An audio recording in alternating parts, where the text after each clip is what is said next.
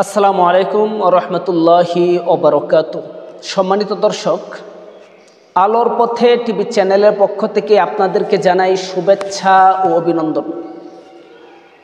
আজকে আলোচনা করব ঋণ পরিশোধ করার উপায় কি। আমাদের সমাজে অনেক ভাই এমন রয়েছে, ঋণ আস্তে আস্তে হতে হতে বিশাল আকারের ঋণে পরিণত হয়েছে।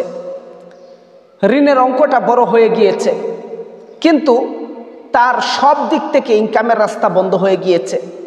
সে চেষ্টা করলেও পারতেছে না কোনো ভাইয়ের ঋণ পরিশোধ করতে। এই ক্ষেত্রে এই ভাইয়ের করণীয় কি, কি কাজ করলে ঋণ পরিশোধ হতে পারে?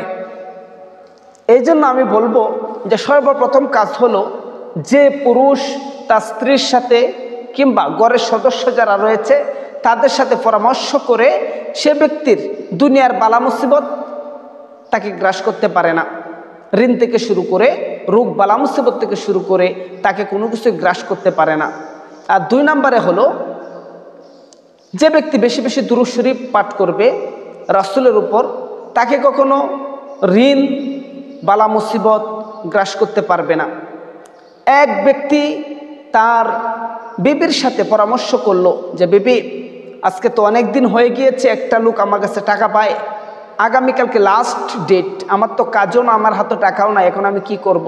বিবির সাথে পরামর্শ করে দুরূদ শরীফ পড়তে শুরু করলেন যে আজকে সারা রাত আমরা দুরূদ শরীফ পাঠ করব। আল্লাহ তাআলার উপর অবিচল আস্থা এবং বিশ্বাস রয়েছে, ওয়াগাত বিশ্বাস রয়েছে আল্লাহর উপর, যে আল্লাহ অবশ্যই একটা উপায় বের করে দিবেন। মেরে মুহতারাম দোস্ত, এই ব্যক্তি দুরূদ শরীফ পাঠ করতে করতে করতে করতে ঘুমিয়ে গেলেন।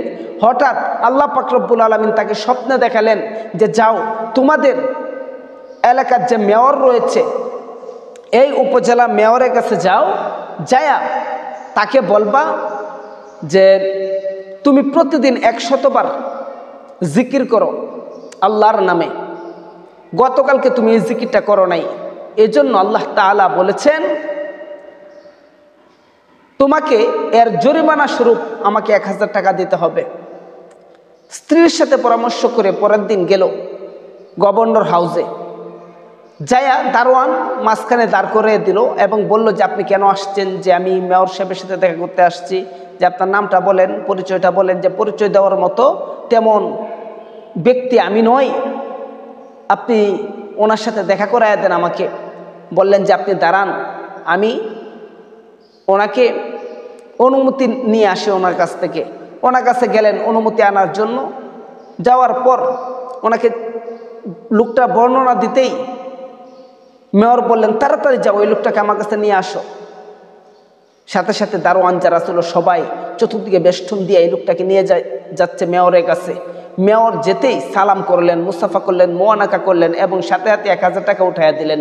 এই ব্যক্তি ভাবতেছে যে কি ব্যাপার, আমি তো তার কাছে বললামই না, এর আগে 1000 টাকা উঠাইয়া দিল। যে ভাই আপনি বুঝলেন কেমনে টাকার প্রয়োজন?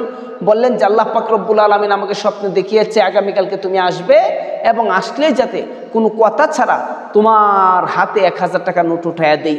1000 নোট উঠাইয়া দিতে ইচ্ছে করলে ঋণ দিয়ে দিতে পারতো। এখান থেকে বের হতে ওই লোকটা, যে ব্যক্তি এই লোকের কাছে টাকা পাইতো, এই লোক মামলা করে দিছে। এই কেসের তারিখ পড়ে গেছে, হাজিরার তারিখ। সাথে সাথে সে এখান থেকে পুলিশ তাকে ধরে নিয়ে গেল। আর কোর্টের ভিতরে কাঠগড়ায় ওঠার পরেই ম্যাজিস্ট্রেট দাঁড়িয়ে গেলেন, দাঁড়ায় সালাম দিলেন, আসসালামু আলাইকুম রহমতুল্লাহ, আসেন আপনার সাথে আমি মুসাফা করবো, মোয়ানাকা করব। মোয়ানাকা করলেন এবং সাথে সাথে আরও 500 টাকা নোট তার হাতে ধরাইয়া দিলেন। বললেন যে কি ব্যাপার, আমার হাতে এরকম টাকা দিচ্ছেন কেন? যে আমি রাত্রে স্বপ্নে দেখছি যে কেসের মাধ্যমে, মামলার মাধ্যমে আল্লাহ তাআলা তোমাকে আমার কাছে পাঠাবে, পাঠানোর সাথে সাথে তোমার সাথে সাক্ষাৎ হওয়ার সাথে সাথে তোমাকে যেন আমি 500 টাকা দিয়ে দেই। তো রেঞ্জ ছিল 1000, সে পেয়ে গেল আমলের মাধ্যমে 1500। আল্লাহ পাক রব্বুল আলামিন চাইলে কি না পারেন? এর জন্য আল্লাহ পাক রব্বুল আলামিন তত বেশি আপনাকে অভাবগ্রস্ত দূর করে দিবেন, আপনার সুখ শান্তিতে আপনার ব্যক্তিগত জীবন, পারিবারিক জীবনকে ধন্য করে দিবেন, যদি আপনি প্রতিদিন কমপক্ষে 100 বার হলেও রাসূলুল্লাহ সাল্লাল্লাহু আলাইহি ওয়াসাল্লামের উপর দুরূদ পাঠ করতে পারেন। আল্লাহ পাক রব্বুল আলামিন আমাদের প্রত্যেককেই বেশি বেশি দুরূদ পাঠ করার তৌফিক দান করুন এবং ঋণ মুক্ত হওয়ার তৌফিক দান করুন। আল্লাহ পাকের নজরানার মাধ্যমে।